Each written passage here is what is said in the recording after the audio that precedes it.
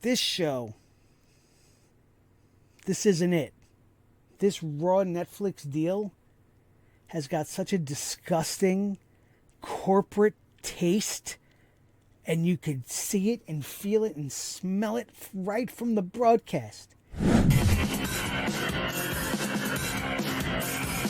Sledgehammer Wrestling Show.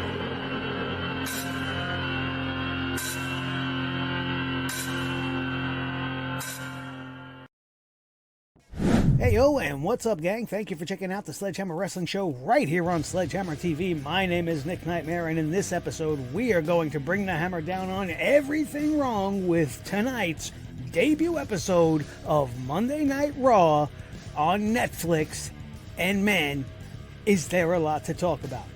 I am very disappointed in this episode. I had a lot of high expectations coming into this. They were hyping this up like it was going to be a PLE, like it was going to be a big pay-per-view type Monday Night Raw. We had 4 big matches announced. I thought we were going to have more than that before the end of the night, but there is a lot that went wrong with this show. And we're going to get into all of that in just a second. But first, I want to say a couple of nice things about the show, which is not something we normally do. But my biggest concern about Monday Night Raw going on Netflix coming into tonight was just simply the streaming performance itself. I was so nervous that I was going to keep getting the loading screen and the buffering and the bad images and the bit mapping and all that stupid shit that comes with streaming that we all love so much. Luckily, that didn't happen. At least it didn't happen tonight. It didn't happen on this debut episode, so I don't expect to have these issues going forward. They had all those things ironed out. It worked perfectly, and that part, I can report, was great. So was the main event. Thought the main event was very good. Probably could have used a little bit more time, but they wasted so much time on this show, and that's going to be the running theme of what this Monday Night Raw was. There was a lot of wasted time. My main criticisms of this show are as follows. And I don't care if you're Triple H, I don't care who you are. Nobody is safe when you put on a shit show. Now, you might have a different opinion, you might think this was a great show, and that's fine, but do me a favor. Lend me your ear just for a little while, and let me see if I could convince you to see how this was actually not that great of a show. And it starts right at the top with a 3-hour wrestling show featuring barely 1 hour of wrestling in total, spread across only 4 matches. There were no other matches on this card. I don't know if they had to call an audible. I don't know if they had other things planned that went awry earlier in the day, that they had to change things last minute, but there was nothing else to this show other than what was already announced, other than what we all already were expecting going in. And that kind of thing could be forgivable on Monday Night Raw if the majority of the other time was being spent on fleshing out the storylines that are going on, or maybe having some decent vignettes to introduce new people, maybe build up some more characters. But that's not what we got on this Netflix episode of Raw. They felt it was more important for us to spend most of the night introducing us to useless Netflix executives. Why did they do this shit? This is just pandering to these rich assholes that run Netflix. Oh, look at these idiots in the crowd. Who gives a fuck about the Netflix executives? Do you care? Do I have to sit here and look at the fucking guy that I have to spend $12, $13, $14 a month just to fucking watch wrestling now? Yeah, let's applaud this fucking jerk. We got all these other useless D-list celebrities. The only one really that was worth anything was Macaulay Culkin, as he was the only one in attendance that actually got a pop that anybody even knew about. He was showing us all of these celebrities. We had to waste time on Travis Scott, who, thanks for this shit fucking song for Monday Night Raw. Oh, he did the theme song for Monday Night Raw. It sucks. Who cares? Why is he part of the show? Just let him walk out with Jey Uso. Why did he have to have his own 30 seconds to smoke some fucking weed in the stands and everybody go, yay? Who cares? We're watching wrestling, right? It's supposed to be a fucking wrestling show. But no, we got to see all these useless, nobody celebrities. Vanessa Hudgens, who cares? When was the last time she was relevant? Who gives a shit about all these people?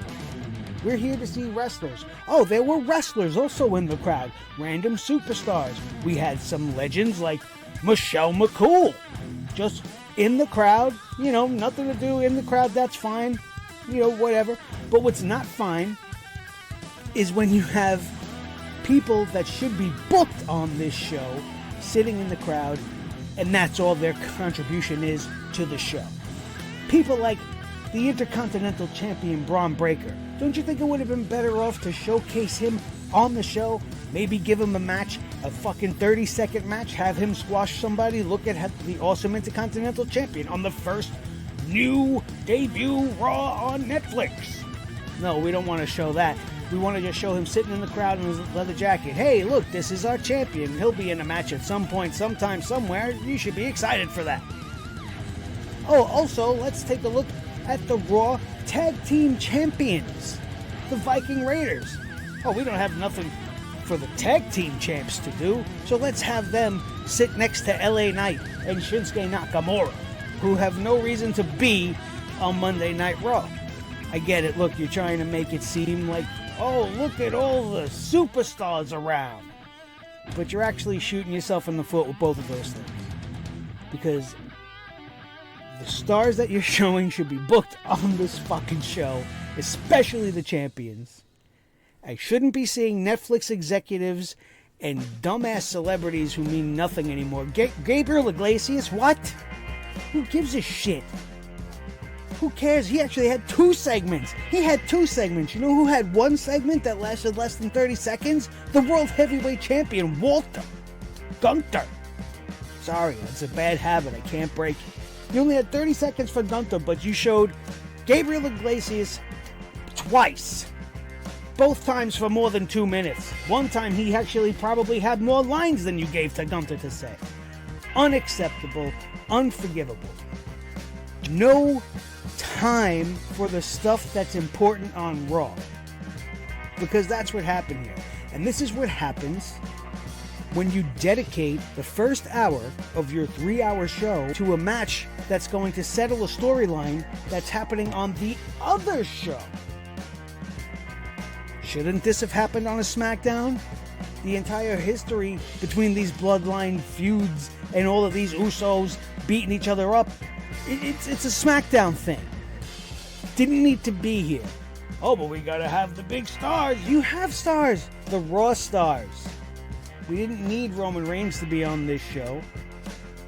It makes it even worse that they didn't do anything interesting with it. It was so predictable. And the Tribal Chief rules, or the Tribal Warfare rules, only meant no DQ, which means we all knew how this was all going to play. Let's talk about what the show looked like. Because the graphics and the new logo and the stage, I miss the Titantron. I don't know, maybe I'm just an old fuck, but I miss the big grandiose stage. I miss the fist above the entryway of SmackDown. You know, it made things feel special.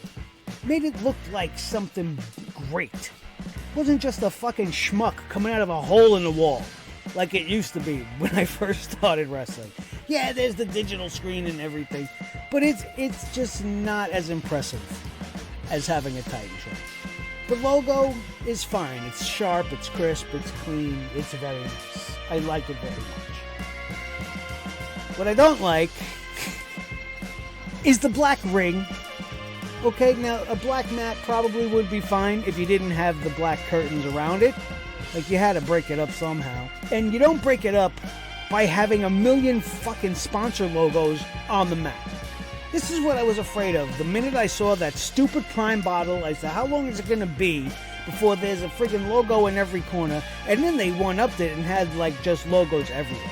You know what it reminded me of? Did you ever go to your friend's house when you were a kid? If you guys grew up in my age, you know what I'm probably talking about. But we used to have, the wrestling rings and our big rubber wrestling dolls, and I like to put on all my own matches, and, we played as kids. We did what we did with our toys. But you ever go to your friend's house, and he had all of his wrestling toys, and you looked at his ring, and he had, like, a bunch of stickers on it? Like, he put a He-Man sticker and a Transformers decal and this and that, because he just sticking it up. That used to drive me up the wall. Like, why would you do that? It's your wrestling ring. Why would you put a G.I. Joe sticker or a Transformers or He-Man stickers on the mat? What are you doing? And I feel like I have to say that to Triple H now. Like, all right, do you need that much money? I thought you guys are making more money than you ever made in your life. Why do you need to pimp out the ring? I don't get it. I don't think it looks good. I also don't think the referees look good in their new garb. Black and gray? Black and gray? The whole visual vibe of it. Just, it's dull.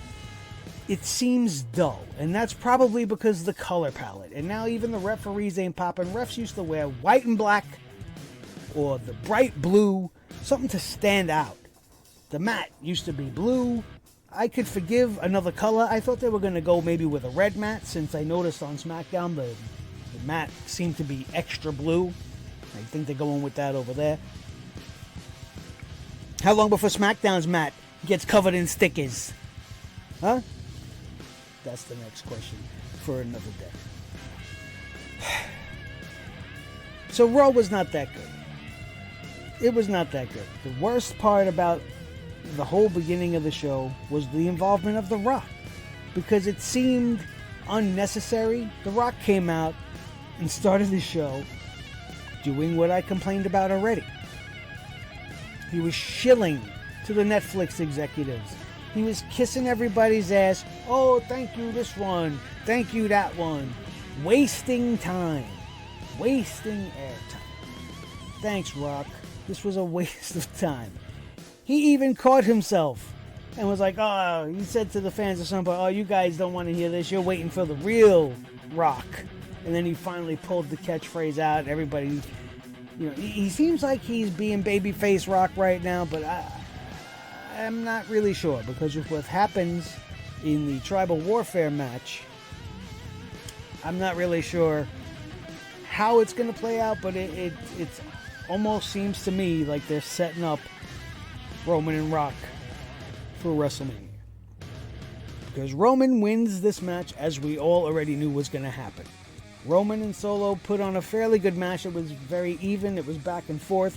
But, of course, the Tongans get involved. The Samoan werewolf gets involved. And then Roman's backup comes out. We had Sami Zayn come out. We had Jimmy Uso come out. Everybody's yeeting because they only want Jay to come out, but Jay did not come out. Sami and Jimmy even up the odds, leaving Roman and Solo to finish it off. Roman wins. Very, very predictable. We all knew this was coming. They didn't take any chances here. They didn't go anywhere else with it. Very cut and dry. All said and done. And then The Rock comes back. Oh, wait a minute. You want to talk about how overbooked this was? Not only did we have all of the nonsense with the Tongans, but we had Kevin Owens come out. Kevin Owens came out and decided to stick his nose into this because he's still pissed at Roman Reigns. He tried to cost Roman Reigns the match. Cody Rhodes came out. Because why not? Right? He was in the crowd earlier. The Rock was talking to him. So now he's going to come out from the back and save Roman Reigns from Kevin Owens. It was just a bunch of unnecessary stuff to waste time in this match, leading to the inevitable conclusion of Roman winning. He's the tribal chief. Let's move on from here. After that, we had the New Day in an interview segment out in the crowd, which I like this. This is very, old school of them to actually do the interviews with the superstars in the crowd, but not in the ring. So they had a little stand set up and they were doing that old Mean Gene style, I like to call it. And she was out there with them. And of course the fans didn't want to give them time to speak, but thankfully they had a microphone and we were able to hear them through the TV, and they said that they were supposed to have a match tonight, which I remember. I'm pretty sure it was supposed to be the debut of Penta, and we were going to have Ray with a mystery partner taking on Woods and Kingston here, but that's not what happened, and the reason we're given is because the New Day told Triple H that Los Angeles doesn't deserve to see them wrestle. Okay, fine. And this went on for a little bit, maybe a little bit too long, because they literally got cut off. Jackie Redmond was trying to sign off, and the screen just kind of went black. They still had to cut the commercials, because some people are really cheap and don't pay for the version of Netflix without commercials. So a few times it would fade in and out to black, which would just mean that we're back or going to commercial for them. But if you paid for the regular service without commercials, that's not an issue for you. What is the issue is these little weird blackouts that just kind of randomly happen out of nowhere. After this, we got to see more fucking stupid celebrities. We got I got the list here. Gabriel Iglesias, Ashton Kutcher, Michael Che, the retard from Saturday Night Live, and Wale, who wasn't even shown. That's another thing. Something was off with the production team tonight. They were talking about, oh, look, there's X-Pac, and then they would swing away from X-Pac, and then swing back to X-Pac. There was a lot of real weird things with the production, and there were many times during the broadcast where the audio commentary team would just cut out. Speaking of the commentary team, I didn't mind having Michael Cole and Pat McAfee, but what happened to Joe Tessitore? I liked him. I was getting used to him there. He should have been there for the first Raw on Netflix. What the hell happened with that? I'm sure we'll find out. Rey Mysterio, LA Knight, the War Raiders were all shown, just like we talked about earlier. Then we had another big waste of time, which was the John Cena segment. John Cena came out and actually was initially making me very happy. He was talking about how there was just no way that he was going to challenge for his 17th World Championship, saying he hasn't had a match in over 2,000 days. It would be messed up for him to do that. There's no way for him to do that. But wait, he figured out, no, there is a way. I could enter the Royal Rumble. And John Cena says, I'm going to enter the Royal Rumble, and I'm going to win the Royal Rumble, and now I don't want to watch the Royal Rumble. Because I don't want to see that. And now it's almost an inevitability. He hasn't done shit since he's announced this fucking The Last Time Is Now tour.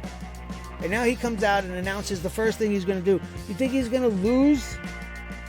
I don't know. I hope he does. But that even at that point, we're not free yet. If Cena loses the Royal Rumble and starts to play like I lost the Royal Rumble, I'm not worthy, I can't do that, there's no way I'm going to win my 17th title, and then there's the Elimination Chamber, so he'll end up in that.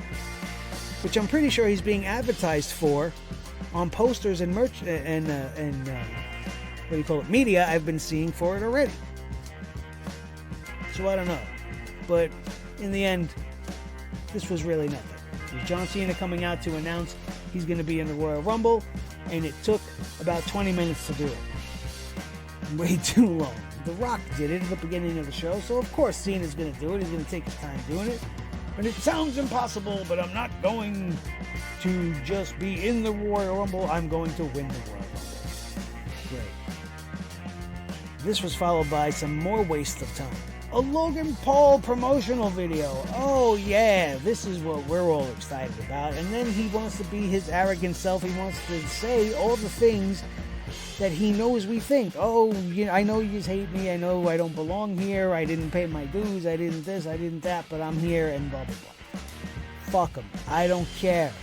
I don't care. And I hate when WWE does this. They always have some guy on the roster, and it's not the guy's fault, I guess, that I hate him, or maybe it is, but there's usually a guy that I just can't stand, and then they take a fucking rocket and strap it right to his back. It happened to me with Kurt Angle. They brought him in, and they just gave him so much so fast, and I understand he was an Olympic gold medalist, but come on, man. I didn't get the whole Kurt Angle thing until many years later. And I have the same thing with Logan Paul. It's like, why? Why? I don't fucking get it. I don't get it.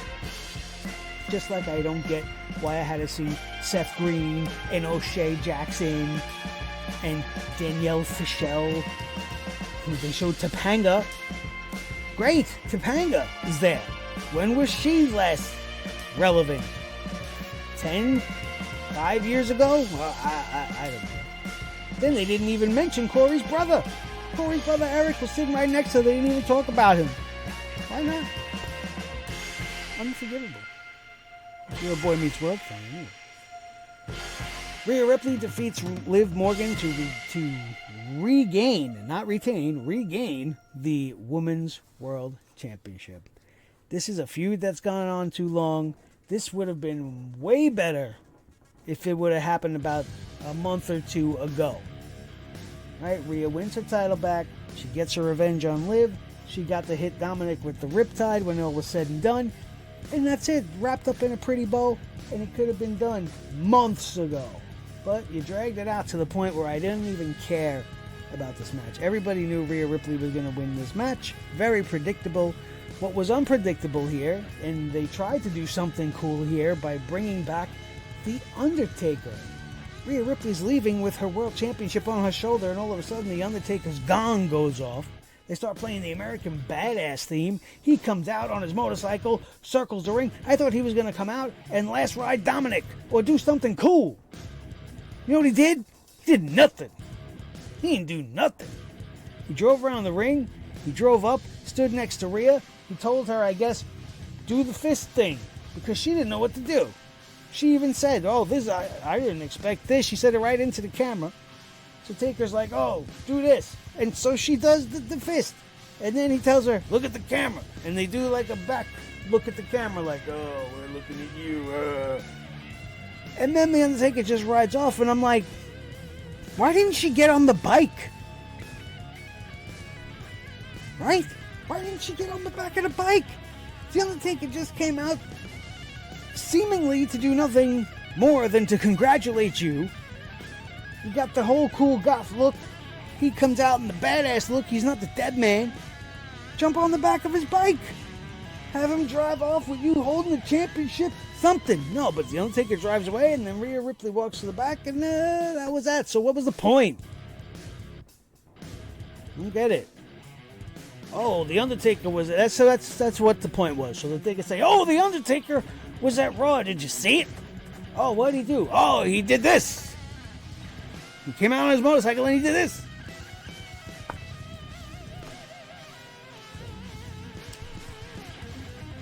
After this, we had Adam Pearce in the back getting confronted by Chad Gable. Chad Gable's talking about how he wanted a match against the best luchador in the world. So now, instead of Penta being Rey Mysterio's mystery opponent against the New Day, he's most likely going to be the mystery opponent of Chad Gable, who wants to specifically fight a luchador. And that'll be happening next week. Okay. Terrific. Then we got to see The Miz, who The Miz, very much like me, was pretending to be excited about John Cena coming back. Oh, great, John Cena's back, and I loved all of that, which was great. But then, of course, the Final Testament come in and start threatening The Miz, and then they have a stupid back and forth, and now The Miz, who wanted nothing to do with them, or the Wyatt Six, who also should have been on this show but were not,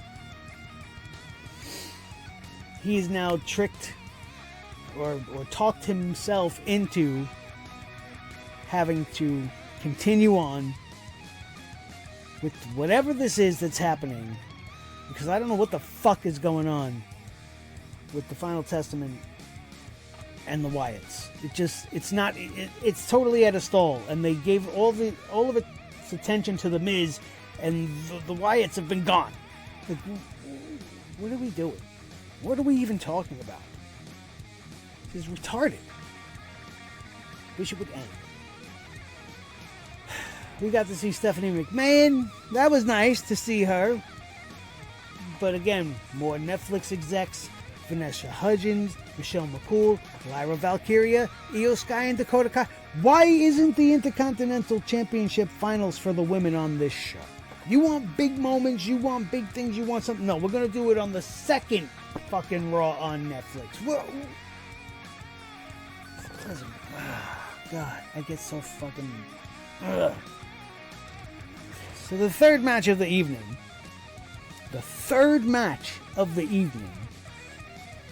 began at 10 o'clock and was over by 10:15. Jey Uso defeated Drew McIntyre. This was a good match. Jey Uso seemed overmatched and overpowered by Drew the whole time, and ends up winning with a flash crucifix for the win that just came out of nowhere as Drew McIntyre went for the Claymore kick. Jey rolled him up. This was fine. It was fine. It was better than the two matches before it, but I don't think this really needed to happen. This story's just getting started, so I'm not going to say too much. But I think Jey Uso would have been better used in the segment at the beginning, where he seemingly kind of belonged, instead of fucking Sami Zayn. Yeah, I get it, honorary Uso, but a real Uso would have been better. But he's busy preparing for his match. Too busy getting ready for Drew to help out the family again, I guess. I don't know. This is where they inserted the Gunther video, which took about 20 seconds tops. And we got the Gabriel Iglesias interview that I talked about earlier, where he was interrupted by the New Day. At least that happened. But then the New Day got interrupted by the Alpha Academy, and then Kathy Kelly was like, sorry, we're out of time. Again, the New Day getting cut off. Paul Heyman and Roman Reigns are walking down the hallway, and we get some sort of a tease for WWE 2K25, supposedly being announced on January 27th. So mark that on your calendars, and we'll see what the hell that'll be all about. We had an interview again from the Mean Gene position in the crowd. We had Rhea Ripley and Damian Priest. Now, I'm sighing because, you know, we had the match for Ripley and Morgan earlier, and it was to end this feud, right? This has to end. That's what they kept saying. So that's it. But Rhea Ripley gets up there and continues to just talk about Liv Morgan. And then Damian Priest's like, oh, and I'm going to beat up Finn Balor next week. Don't worry about how I'm dressed. I'm going to come and beat his ass next week. Okay. Great. Something else that's gone on too long. Damian and Finn needs to come to an end. If this is going to be the final chapter, fine. If not, please don't waste my time. Again, more wasting time. You want to more wasting time? They show Seth Rollins getting ready in the back, and then they come back, so we get to see some more celebrities. We got Arrow in the audience. We got Tiffany Haddish in the audience. We got Richard Gadd. I don't even know who the fuck he is in the audience. And then we cut to Braun Breaker, the Intercontinental Champion, who should have been on this show. Tiffany Stratton, newly crowned SmackDown Women's Champion on the show. That's okay. I get that. She's hot. She gets not hot like physically hot. I mean, like, she's hot, right? Well, maybe you think she's hot, physically hot. I don't happen to think that, but I do love the girl. I think she's a great wrestler. She's really on fire right now. Okay? So she's on fire right now. It would be smart to have her in the crowd, get the big crowd reaction, which they did. That's fine. Nikki Bella, too, was there. Gives a shit. I'm sure she had a great interaction or did everything she could to stay away from John Cena, who also happened to be there. One of the craziest moments of this night was Hulk Hogan coming out. Now, I have mixed emotions about this because regardless, you know, everybody has how they feel. I don't give a shit. Right? I love Hulk Hogan. I'll always love Hulk Hogan. He said a couple of bad words one time. Ooh, big fucking deal. So is everybody. Right? Forgive and forget. He didn't fucking kill anybody. Let's move on from this, really, people. But I get it. You know, some people aren't that way. We don't think that way. And he got booed out of the building. And part of me feels like he deserves it. Not because of all of his controversial nonsense that people still hate him for, but because you came to the first episode of Monday Night Raw Not to really be part of the show, not to put over a new talent, not to get splashed by Bronson Reed or do something cool. You came to Monday Night Raw to try to sell us beer. And that's not cool.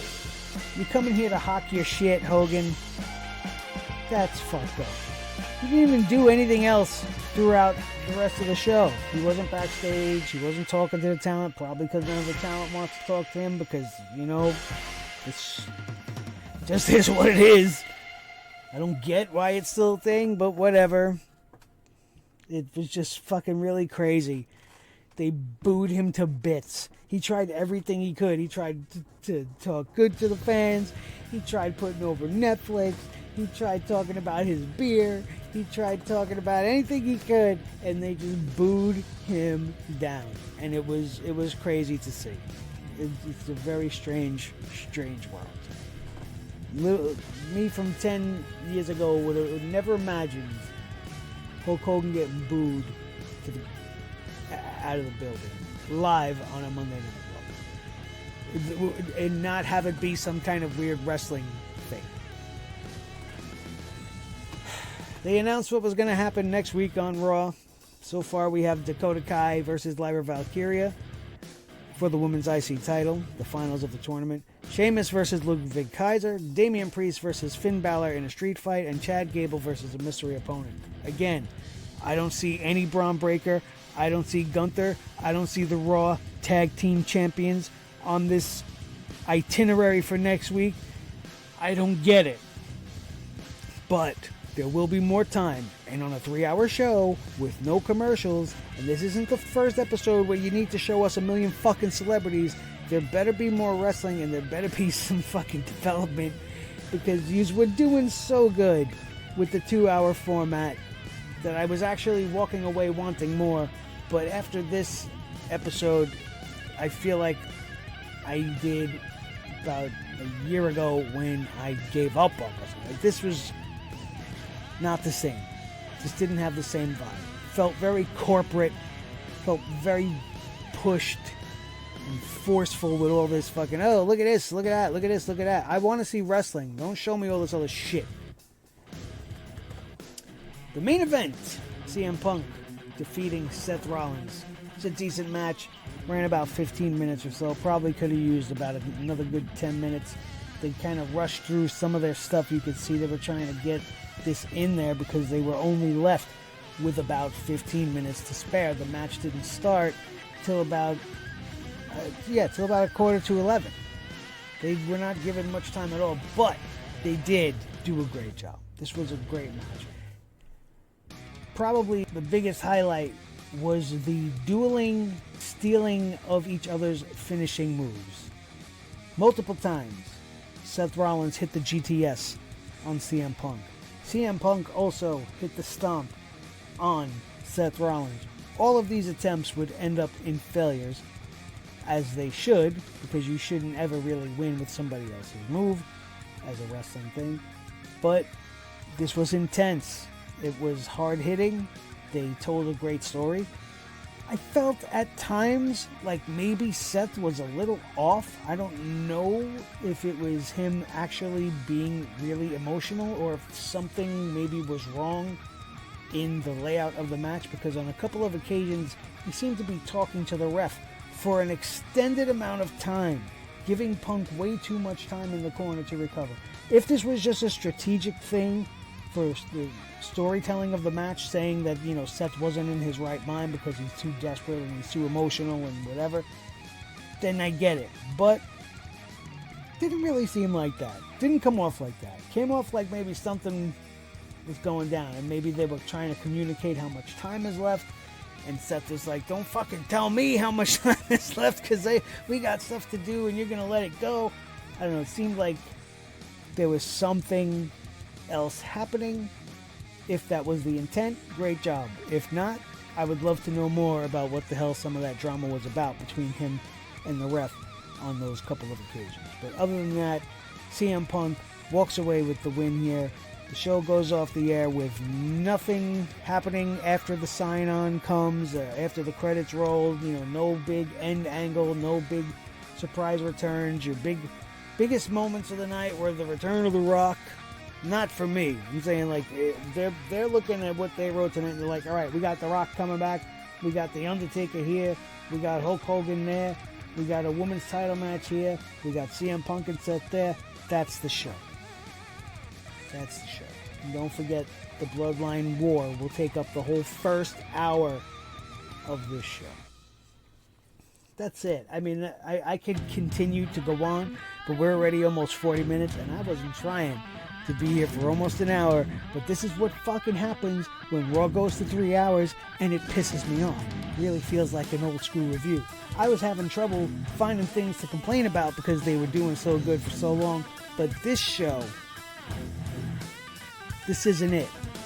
This Raw Netflix deal has got such a disgusting corporate taste, and you could see it and feel it and smell it right from the broadcast. From the multiple stickers and the logos and the sponsors all over the ring, to the lack of color in just the whole entire set. The refs are in gray, the mat is black, the arena's all darkened out now. The little LED lights on the seats were cool, but I don't know if you're going to get that in every arena.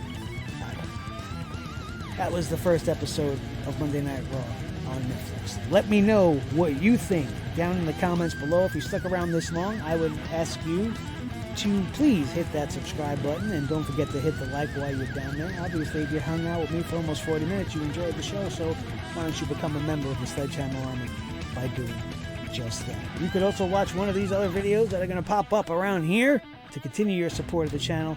Thank you all so very much. My name is Nick Nightmare. This has been the Sledgehammer Wrestling Show's Monday Night Raw Review, and we'll see you next time.